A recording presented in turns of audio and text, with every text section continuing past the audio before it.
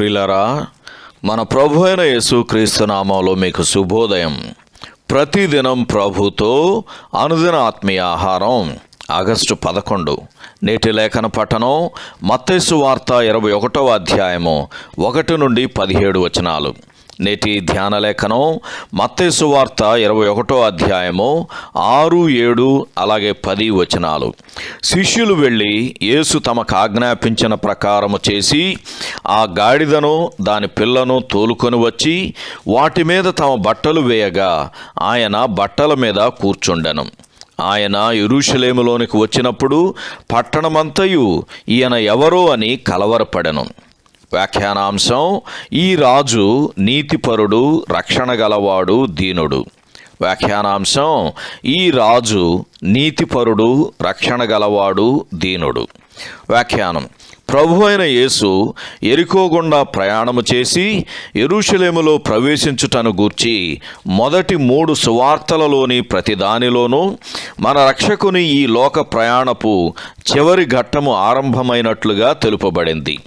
జకర్యా గ్రంథం 9వ అధ్యాయము 9వ వచనంలోని మాటలు ఈ సందర్భమున నెరవేరుట వలన వారిని దర్శించటానికి వచ్చిన ఈయనే ఇశ్రాయేలీయుల మెస్సయ్యా అని మరొక్కసారి రుజువుపరచుచున్నది.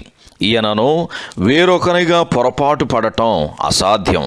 ఎందుకంటే ఈయన నీతిపరుడును, రక్షణ గలవాడును, దీనుడునై గాడిదను గాడిద పిల్లను ఎక్కి వారిని దర్శించటానికి వచ్చాడు. గంభీరమైన ఒక రాజు ఆర్భాటముతో తన సైన్యములకు ముందు గుర్రముపై కూర్చొని తన రాజ్యం యొక్క ముఖ్య పట్టణములోనికి ప్రవేశిస్తాడని మనం ఊహించి ఉండవచ్చు.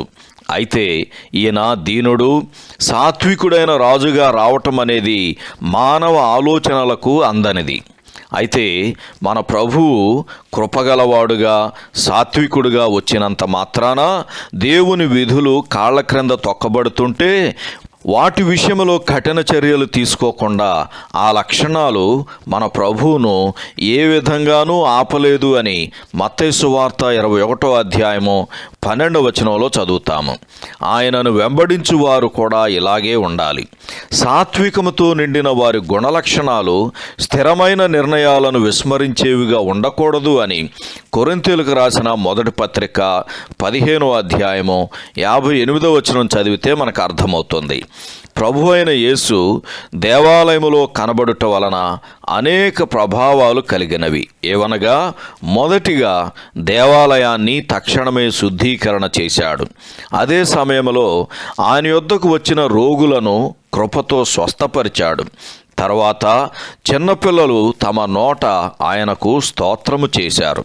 చివరిగా సత్యమునకు విరోధులైన వారు ఆయనను వ్యతిరేకించి ఆయన మీద కోపముతో మండిపడ్డారు. సహోదరుడు జాన్ కోక్లన్ శుభములతో వందనాలు. ఈ సందేశాలకు సంబంధించి కానీ బైబిల్కు సంబంధించి కానీ మీకేమైనా ప్రశ్నలు ఉంటే ఈ క్రింది నంబరుకు వాట్సాప్ ద్వారా పంపించండి. మీ ఆత్మీయ క్షేమాభివృద్ధి కోసం అనుభవజ్ఞుల ద్వారా జవాబులు అందించబడతాయి.